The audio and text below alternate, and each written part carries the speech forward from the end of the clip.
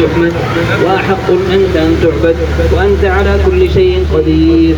اللهم صل وسلم على سيدنا محمد سيد الأولين والآخرين.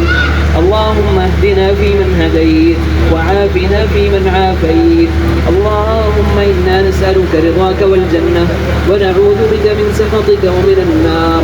اللهم آمنا في أوطاننا وأصلح أئمتنا وولاة أمورنا. اللهم أعز الإسلام والمسلمين وأذل الكفر والكافرين ودمر أعداءك أعداء الدين. ربنا آتنا في الدنيا حسنة وفي الآخرة حسنة وقنا عذاب النار. ربنا تقبل منا إنك أنت السميع العليم وتب علينا إنك أنت التواب الرحيم. وصل اللهم وسلم وبارك على سيدنا محمد وعلى آله وصحبه أجمعين.